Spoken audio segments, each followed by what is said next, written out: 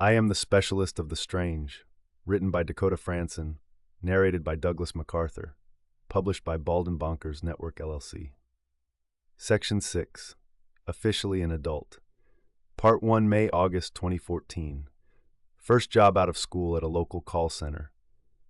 It was an outsourcing company, and because of my knowledge of computers, I was assigned to an internet service company that didn't even offer service in my area. What was even more messed up was that any motivation to potentially move up in the company was quickly burnt out when it was revealed the position I was given was the highest one. Moving up to a supervisor, even in the same area, would require a pay cut.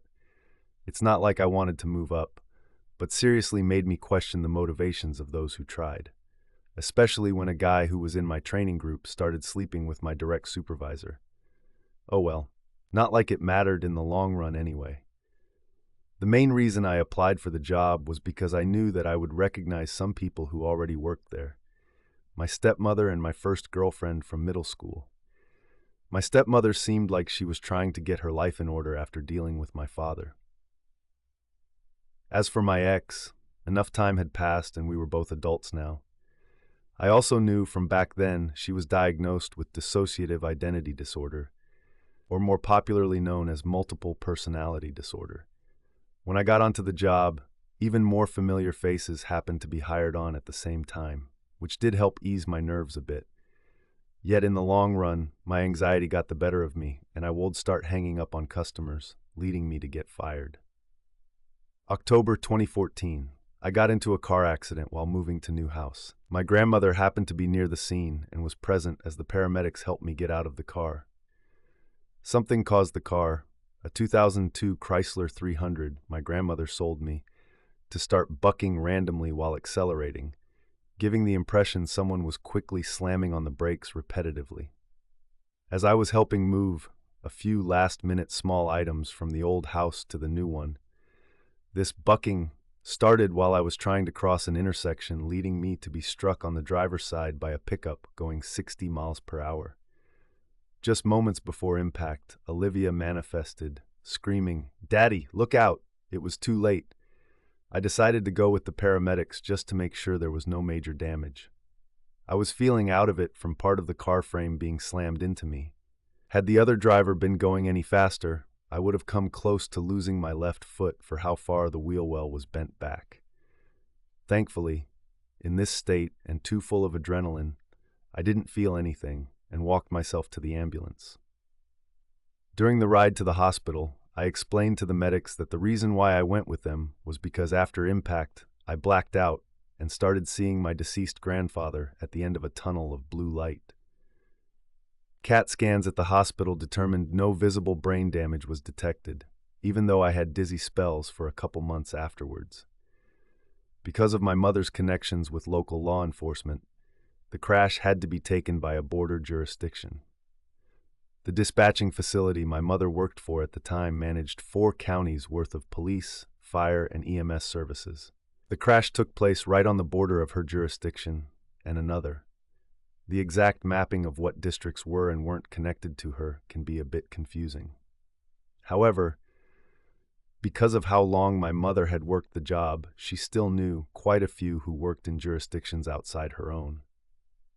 It was because of this I learned that the officer who took my case wrote the fine on one ticket. That wouldn't be a quick fix-it ticket, as he called it, at the lowest amount he could get away with. The remaining tickets were easy to get off my record, as they were standard lack of license and registration ones, given on account that no one could spot where my wallet landed in the car after it fell out of the loose shorts I was wearing. I had argued with my mother and grandmother about the fact I had my information on me, rarely ever leaving the house without it. How they would push the issue, emphasizing that how others couldn't find my wallet must somehow magically mean that I was hallucinating having my own wallet on me at the time of impact. It wouldn't be until I had the chance to see the car, a couple days later, at the junkyard so I could recover anything salvageable in it. Even as I started looking, my mother tried insinuating I was trying to make a bigger scene than I was to escape having to pay tickets, only coming to silence when I held my wallet in front of her, as even I was starting to doubt myself. Thankfully, a commission payment I had from my previous job came through, and that helped me pay off the remaining ticket. I was able to get the ones about not having a license or insurance sorted, as they were the aforementioned fix-it tickets. November 14th, 2014. My mother asked me about a girl I went to school with after she came home from work. Her job as a censored, this was immediately a bad sign. A friend of mine and her mother were gunned down by her stepdad. Unreleased to the media, the stepdad later texted his aunt to confess to his crimes before turning the gun on himself. This information and more was leaked to me, justifying that after a GoFundMe was posted by the family, allowed more liberty to discuss the case. And quite frankly, this one hit hard, knowing what I know. I'm not at liberty to discuss the full details, but plenty of people involved carry regret for not doing more. I was out of a job, didn't have any money on me, but did have a small following thanks to my reputation as the local teenage ghost hunter. As I did what I could to help raise money, my friend paid me an ethereal visit through Dream State to thank me, also revealing everything that happened to her. I had heard through my sources the reason the stepfather did what he did was because my friend's mother discovered he had been sexually assaulting her, and she filed for divorce to get the kids away from him. She also admitted to having a crush on me back in school before disappearing. Whether or not this was just a dream, my mind's way of providing closure, knowing that it would be impossible for me to have done anything more to help her, I honestly can't say. I did try for an EVP session afterwards, just once to see if I could confirm the vision of her I saw was just a dream. The audio was weak and required extensive post-work to bring out the recording, but it seemed a voice was present, confirming my suspicions. Exactly, who was it though? March 22nd to 30th, 2015. Towards the end of high school, I was nominated to go on a big trip to China. It would have been for the year after I had already graduated, but this was an opportunity to fulfill a bit of a bucket list item. The trip was overall amazing. People were friendly. I got treated like the laughing Buddha. I'm vaguely sure I had some visitations while this took place. The most prevalent was when my group succumbed to likely food poisoning and ended up being hospitalized while in Xi'an about halfway through the trip. The only food and drink in our systems was the breakfast from the hotel that morning.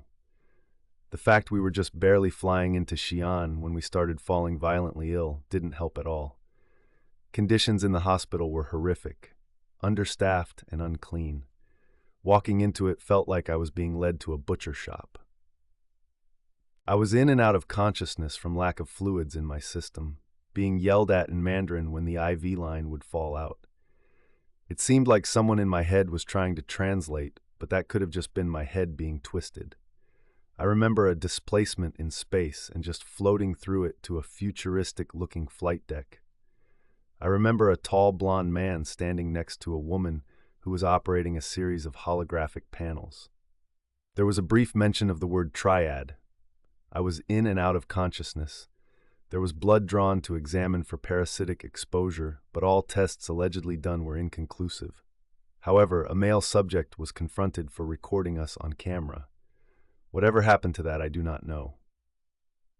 My paternal grandmother, who had abduction experiences with Gray and alleged hybridized children and claims she can see angels, made reference to this incident being an attack from the Chinese mafia, as she worded it. I remember brief visions of what looked like the deck of a starship, but not much else from it. Spring 2014, winter 2015. It truly pains me that I had such a hard time appropriately documenting this time frame, as much as it changed my perspective on life. As I am writing this, to finally acknowledge the truth, I came to realize through the help of my therapist that my own perception of the timeline was altered from the trauma. The nightmares just compiled on to what I already fought to suppress. I wish I could have done more for her. Just before I left for China, I joined up on an anonymous messaging board meant for PTSD support groups. Through there, I met a woman. She had initially messaged me asking about something I posted, wanting to know more about feelings I expressed, wanting to fix the world. As time went on, we became close, and we officially started dating. The main issue was the distance being across country, and that she literally had discovered she was pregnant. The distance wasn't too much of an issue for me. The China trip gave me the travel bug, and I was eager to look for any excuse to get out on the road yet again. The pregnancy should have been a red flag. There was no way I was ready to be a stepfather. And it would be obvious I'd be stepping into a rather complicated situation. A couple months into the relationship, she decided to get a flight across country to come see me. I was absolutely ecstatic to see her in person, but didn't tell many people due to the baggage. She wanted me to keep it secret as she was trying to escape her abusive ex in order to protect her baby. Much to both our surprises, the baby seemed rather excited to meet me, as she would seem more active when her mother and I were speaking. During her visit, I did something a bit extreme to show her that I was serious about being there for her. After all she shared with me, it's understandable how she'd be anxious to try settling with a guy. Her ex did a number on her, and she was committing to one single bravest act I've seen anyone in her spot do. Run like hell from an abusive prick of an ex to save her child. It doesn't happen enough. I proposed. No ring, no flowers, no fancy suit or dinner, only my wits to weave together a promise I hoped would be enough to convince her. I asked her to marry me with only the words I could muster in the moment, and she said yes. I actually felt excited, kissing her for what was the first time as I held her in the air. She was squeezing me tighter than she ever did the entirety of her stay. Were we fixed on becoming something more? Maybe, if her life was taken from her by her ex. It's my understanding she did put up a fight, but it wasn't enough. Her and the baby died. The ex was later shot by police, likely high out of his mind. The upcoming Paris trip was supposed to be for the both of us. March 26th, April 2nd, 2016. While on a trip through Paris and Rome, a couple of interesting incidents took place. I remember flashes of being in a spaceship, but something else entirely took place that is noteworthy. Well, two things happened that made Paris enjoyable, but a gentleman doesn't kiss and tell. It was just nice to connect with someone after losing my fiancé, even if small amounts of alcohol may have been involved from the dinner we had together. I suppose I should count myself lucky she still looked as attractive as I remembered from the night before. A couple nights into Paris, I was mostly unimpressed with the area and realized why Paris syndrome is a thing. My group convinced our tour guide to drop us off at a riverboat cruise that would take us by the Eiffel Tower. The night was a bit chilly, and during the cruise it had started to rain, so most had tucked themselves away to the lower deck of the boat, leaving the topside all to myself. As we approached the Eiffel Tower, I felt a tap on my shoulder as if I was standing in the way of someone's photo. I went to step aside, quickly glancing over my shoulder to apologize, and had to give a second look seeing a familiar face. My deceased grandfather, standing next to my daughter Olivia. You can imagine my surprise being that it was just over 3 months since he passed away. He looked similar to his younger self that I've seen in old pictures, but there were also differences that seemed out of place, meaning there were features that seemed a bit excessive for distortions in an old analog photo. But the bigger question was, what the heck was he doing with my daughter? Obviously, the million questions running through my head were far from enough to take away the enjoyment of seeing them. I asked them what they were doing there, to which my grandfather replied that I was on the road to where I needed to be and that their guidance wasn't needed anymore.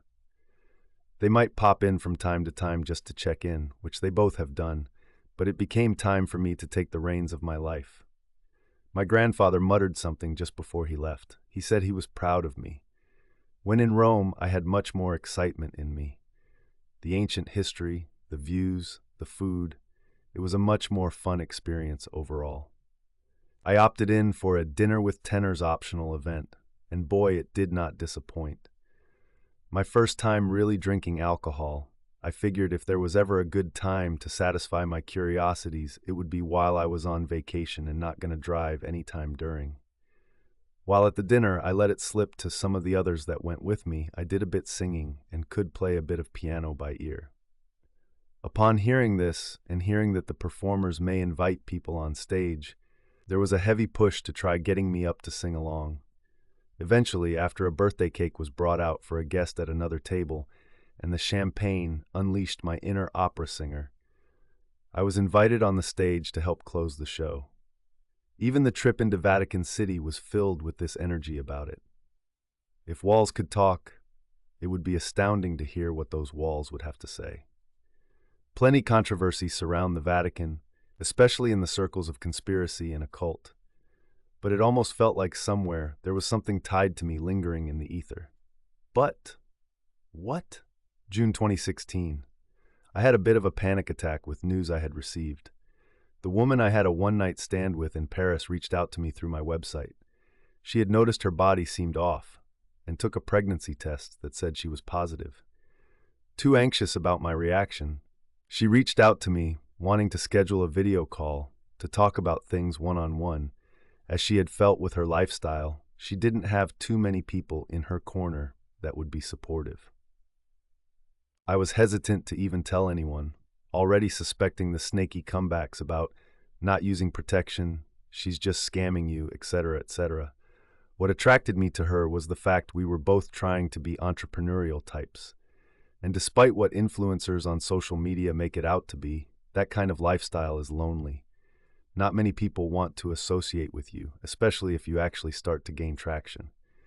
It's hard work, mentally draining, and remarks of a clueless public can push one over the edge if a mental fortitude isn't developed. No one wants to admit how many people who go down this road try to take their own life. I wanted to wait for more facts to come forward before I said anything to my family, but this was too big. Was this it? Was the daughter I was looking for the byproduct of some exotic love affair? How would I support her and the kid? Would one of us have to move countries? Part of me wishes I kept silent, but I had to get this out of my system because I just couldn't focus. A couple days went by, and Censored reached out to me yet again with updates from the doctor. It was a false positive. She had the onset of ovarian cancer, triggering the false positive on the pregnancy test. Thankfully, her options were open for treatment, and she managed to beat it, meeting someone new along the way.